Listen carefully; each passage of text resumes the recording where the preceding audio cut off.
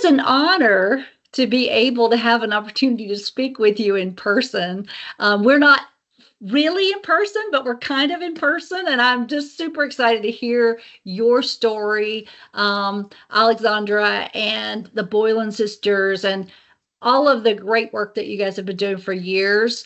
So let's just get kicked off and get started. The clues that lead you to the deed, but you have to work together as a family to complete those challenges. You could just tell us where it is. No, it's legally binding. Only Mom would make a game legally binding. I want to know, like, how this all happened. Like, how did you get into film, writing and producing, and a little bit about your partnership with your sister? Just give us sort of the beginning, the roots.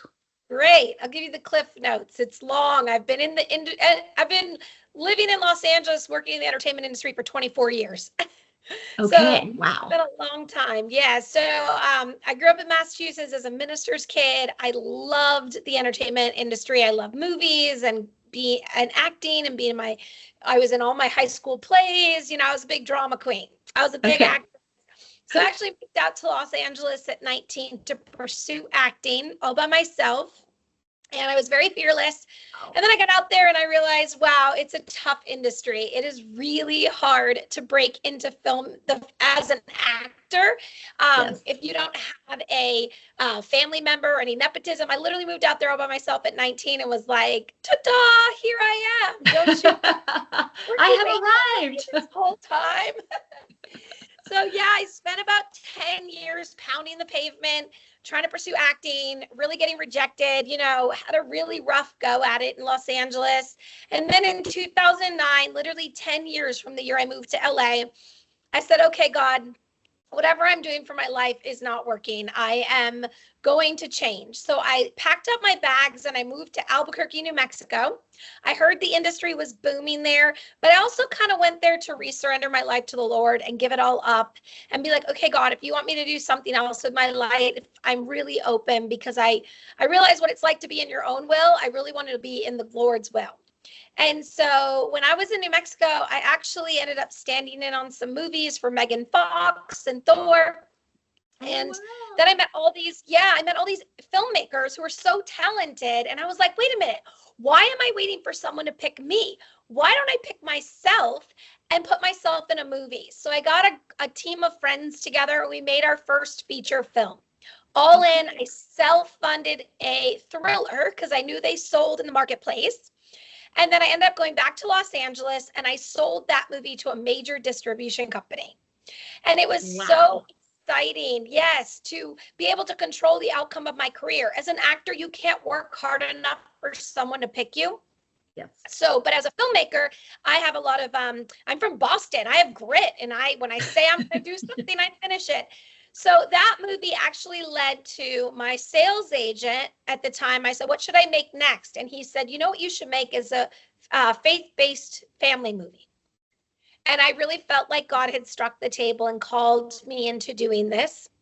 But I lived in Los Angeles. I was so engrossed in the film world that I felt like I needed my sister to come and advise me on, because I didn't have kids and I wanted to make sure that I was speaking to the right demographic. So I called my sister Andrea and I said, I have this opportunity to make a faith-based family movie. Would you like to join me? And so she actually said, yes, let's do it. But we looked at the landscape of film in the faith space and didn't really see any women being represented in leading roles. So I went back to my sales agent and I said, we'll make the football was the only requirement in the movie, and my sales agent was going to fund the movie. And I said, okay, we'll make a football movie, but we want it to star a woman. And he said, well, you can't do that because there's no numbers in the marketplace to back up a female-driven faith-based film. And I said, I know, but I think that's because nobody's doing it. Would you trust us? Let us do it and prove there's a massive audience. So I ended up, the movie had a very small budget, so I actually put everything I owned in storage, gave up my Los Angeles apartment, and I ended up living out of one suitcase for a year to make Catch a reality. And oh my gosh. Yep, my sister and I co-wrote it. We produced it and made it in her hometown. And Catching Faith went on to become the top 5 consistent selling movie for the distribution company. It spawned a sequel, and it really jumpstarted our entire career. And now we have 6 female-driven faith films. Oh my gosh. Yay! I love it. I love it. So that's an awesome story. And clearly you write and produce purpose-driven productions. So tell me about, like, what are the key factors when you are writing and producing, the values, the morals, how do you, what's sort of your baseline? Our baseline, well, we're always looking at the landscape of the film industry and trying to meet people where they're at in the world today. Yeah. So when we made Catching Faith, we really saw a need for female-led stories. And then when we made our movie Switched, about the 2 girls who switched bodies in high school, was because we really saw that there wasn't teen girl movies for young kids to share with their friends at slumber parties or talk about at school that isn't like a faith-based film that kids are like, Mom, don't make me watch this movie. We were like, we need to provide Disney-like movies for Christian kids and go after the youth. And we were living in one of the most illiterate times for young people with the Bible. So we thought, how do we present the gospel in a fun, exciting way that kids can hear it and want to learn more? So that's kind of where we're always looking at, how can we speak into culture? How can we be culture changers, trailblazers? We're creating things that haven't even been made before. So we're really trailblazing. Switched was really a first of its kind in our space as like a teen girl Disney movie. Freaky Friday meets Mean Girls for Christian girls. Yes. Yes. And that's awesome. So and every movie we kind of go at it that way. How can we speak into culture? How can we do good? How can we bring, also all of our movies come with companion materials. So we write Bible studies, youth groups, journals, curriculums, family conversation starters. So we're actually trying to equip parents with a conversation so they can watch the movie with their kids and then say, hey, what does it look like to walk out the theme of this movie? Yeah. Oh, that's fantastic. Exactly. We always want our movies to start conversations. I love it. So I know you are primarily based out of LA, but you had the opportunity to come to Georgia. You've been to Georgia a few times, as a matter of fact, I understand, with your husband's work in the industry, but also you filmed one of your 6 movies here. The Greatest Inheritance was filmed in Columbus, Georgia. So tell us a little bit about that. And I know all of your films are family films, but this one specifically has a family theme. Great for the holidays. And tell us, like, where can people find it? Yeah, so The Greatest Inheritance is about an estranged family that all returns home to bury their mother, but really to get their inheritance. And when they get home, they find out that their mother has hid the deed somewhere on the property and has left them clues and challenges that they have to do together as a family to find it. Ultimately, she's trying to bring her family back together and teach them that the only thing we inherit on earth is the kingdom of heaven. And it's so much fun, and it has such a big heart. It's a great holiday movie. And then the fact that we shot it in Columbus, Georgia is just icing on the cake of such a beautiful script, because we found such great community in Georgia. We actually shot it in July of 2020. So we were in the height of COVID, and we were one of the first movies to film under the Screen Actors Guild contract in COVID in Georgia. Yeah. And Mercy Med, the hospital there, the doctors all rallied around our movie and provided the COVID testing. So how the support we got from Georgia was incredible. Obviously, there's an amazing tax incentive there. And then even our location, for anybody who watches The Greatest Inheritance, which is available on Amazon, Apple TV, Tubi right now, it's streaming for free on Tubi. Pretty much anywhere you can rent or buy a movie, you'll see this gorgeous house. The location where we shot the movie is spectacular. And that is a woman named Sandra Beck, who actually donated her property to the filming of the movie. And fantastic. Gorgeous. So we love and we also worked really closely with the Columbus Film Office to help us bring that movie to life. So it's one of my favorite cast and crews and experiences we've ever had. Oh, that's fantastic. So I want to dive a little bit into the reality of being a female in Hollywood. And you alluded to it earlier, just in your pursuit of acting. And want to hear a little bit about how you've been able to navigate in a male-driven environment to produce 6 individual movies. Yeah. Thank you for this question. I always want to be honest and transparent. It's a very challenging to be a woman in the entertainment industry. I think people have their clubs, they call it the boys club. And if we had our clubs, it'd probably be the women's club. So a lot of my movies I grew up 56% women behind the camera, all of my movies star women. But it's been very challenging. I've made 6 independent films where I have written the movie, gone out and raised all the private investment, and I produced the movie, and I've gone on to distribute them and make the money back for the investors. And I think the biggest challenge about being a woman is if I was a man, I'd have a studio deal by now. Yeah. But I don't have a studio deal. And everyone who hears that I haven't been picked up by a studio or that I haven't made a studio movie can't believe it. And I just wonder if it's because, I just haven't gotten in that club, even though our movies have made the money back.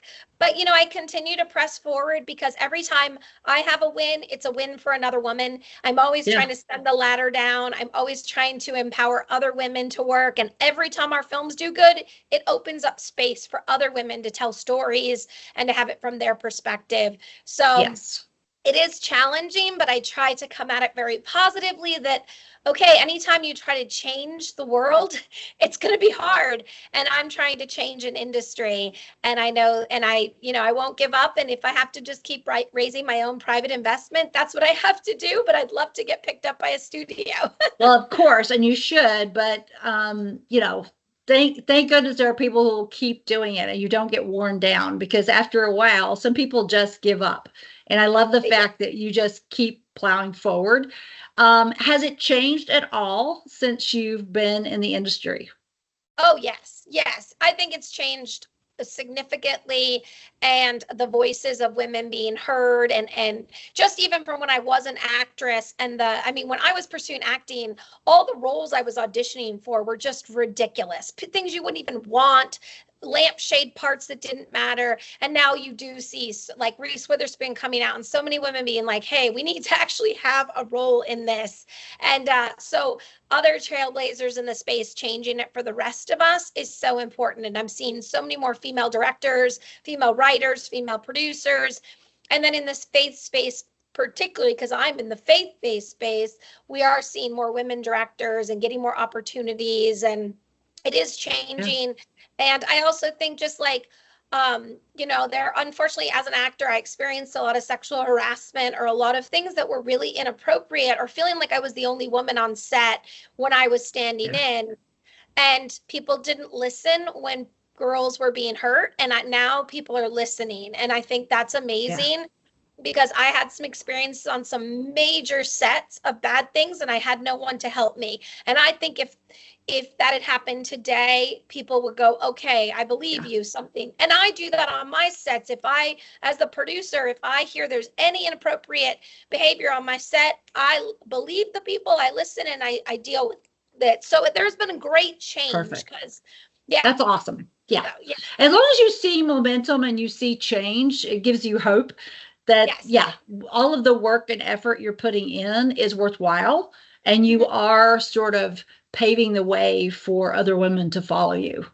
Yes. And recently, Andrea and I got invited to a couple of chances to pitch at a pitch session for investors. And we were invited. We're the first women to ever be invited to speak and pitch. Wow. And that's, to me, that's breaking the glass ceiling. That is. Next year, there'll be more women at the table. And every time more women get invited, we don't want to take over the table. We just want a seat at the table. That's exactly. All. Just let us be present. Exactly. Yes. So I know you're the author of Create Your Own Career in Hollywood. What is the number one piece of advice you have And does it equally apply to the booming industry in Georgia? You mentioned earlier that Georgia has this amazing tax incentive, and we want to keep that, and we want to make it even more robust. But breaking into the industry is challenging, to your point. So what is your top advice? I guess my top advice is to go to a smaller market. I moved to Los Angeles in 1999, and I was just a tadpole in the ocean. And then I think I would recommend someone moving to Atlanta, moving to Georgia to work in the industry, because you'll have more opportunity to be a bigger fish in a smaller pond. Even though Atlanta's kind of booming and you're now pretty much the new Hollywood, I do think if somebody moves to Los Angeles or New York, you kind of get lost in the sea. Whereas if you go to Georgia, you'll have a better chance of working, getting connected, getting tapped in. That would be my advice, because everybody has stars in their eyes. If I'm going to move to Hollywood, well, Hollywood is not what we think it is. So when I moved to Albuquerque, New Mexico, that's where my career really started, because I went to a small market and I was able to get tapped in and meet people. So that's my advice. My other advice is that if you're ever feeling stuck, start creating your own projects and start learning. Like, don't everybody wants to be the producer writer. Well, sometimes you got to get on set and become a PA so that you can meet people. Standing in was a great thing. I met so many industry people. So you got to start somewhere, get on set and meet people. In my 20s, I spent so much time waiting tables, hoping that someone would knock on my door. I wasn't going to meet anyone waiting tables. I should have been on set being a PA, a stand-in. And once I started doing that, I watched my entire career change. So take your career in your own hands. Don't wait for someone to pick you. Choose yourself and start creating your own projects and learn how to make movies and be a part of films. Yeah. Oh, that's excellent advice. So what is on the horizon for the Boylan sisters next? What's in the pipeline? So we have 4 finished scripts ready to go, and we're always writing. We never let ourselves get stuck or stop as things get, challenging. We just keep writing scripts. And so we have 4 finished scripts, 2 teen girl movies, 1 4-quadrant family film, and 1 called Technology Tripping. And that's like a 3 women generation story where a grandmother and her granddaughter go on a road trip that heals family wounds. And it's really beautiful. We also started publishing children's books. We are doing modern day tellings of fairy tales. So we have recently published The Princess and the Pea, and then we're about to publish The 12 Dancing Princesses, and next up is Thumbelina. And they're all connected, so every character comes in and out of the series. So first we're publishing the children's book, then we're going to write screenplays, then we're going to take it out to pitch them as a series of fairy tales, and taking the fairy tales and kind of flipping them on their head and making them fun. And fairy tales have beautiful moral lessons, so it's really easy to take a fairy tale and be able to do a meaningful content for families, again, talking about topics that are really important. So we have our fairy tales, and we're also writing novels. We've been writing some novels. We have a novel that goes along with our new movie, Identity Crisis. We're writing a novel right now for Switched, and we're writing it for the next one, so that we feel like watching things kids can hear, but really when you read, you really can ingest what the message is. So we're hoping that providing books, the kids will really get the message of what we're trying to say. And you always raise private investment funds, right? So if there's someone who's interested in investing in your films, you have all of that materials available so they can reach out. I'm happy for them to contact me through ETAG, and I can connect them to you if there's interest in anyone being a part of your upcoming films. Yes, please. Thank you. We do. We rely on private investment. We rely on people who believe in the messages of our stories to get these out in the world. We actually, just so you know, a really fun story is one of our investors on our movie Catching Faith. He's a friend, a dear friend who believed in what we're doing. We ended up getting invited to Cuba on a movie tour to show the Catching Faith and do the devotionals for the women in Cuba. It went on we now have 800 Elijah Project ambassadors in Cuba. That investor joined us on the trip to Cuba. and came to every church. And he said, this is why I invested in the movie, to see what God was going to do with the message. And that to me is why when people, you're not just an investor, you're part of it. And he even came with us on mission trips with the movie to spread it to Oh, that's fantastic. 4 corners of the world, you know? Wow. That's so special. Yeah. Well, I know you are aware of what we're doing at ETAG. I mean, we are focused on the after the production, and because Georgia is still, even though we're booming here in the industry, we haven't stopped to catch our breath from the production side to think about all of the assets and the opportunities with entertainment tourism. And some of our communities have really taken off. I mean, we have communities who have built their entire economic structure around a production or multiple productions, and there's so much opportunity here. So I would love to just get you to weigh in, on the films that you're making or have made. Is there always an interest in leaving behind some artifacts or components of those films so that the communities where you're shooting can actually continue the promotion of the movie, but also attract destination visitors to come and see where these movies are shot?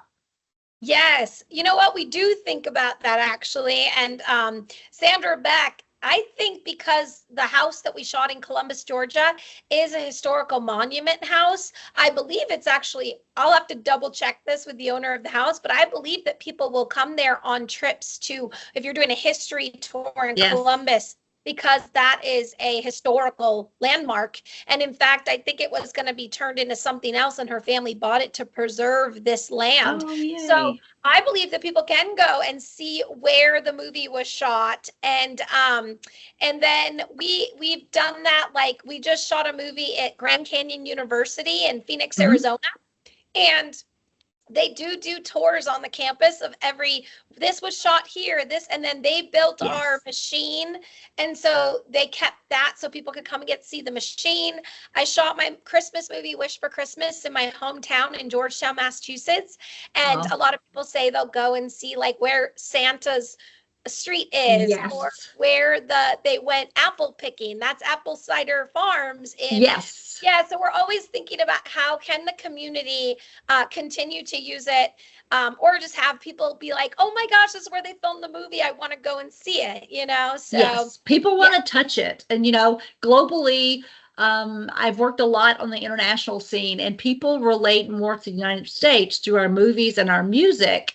And so having the opportunity when they're here in the US to come and touch one of their favorite movies or even a music production is really important to them. And a lot of them will do their own self-guided tours, whether we make them available or not. They do their own research and find these things. So we are heavily promoting that aspect of entertainment in Georgia and making sure that economic impact from the production continues on for decades to come through the entertainment tourism. So I'm just honored to have had the opportunity to speak to you today. I think what you're doing is fantastic, and I want to stay in touch and keep hearing more about the great strides you're making in the film industry, but also as you pave the way for women to follow. Yes. Thank you so much. This was awesome. Thank you. We will follow up soon.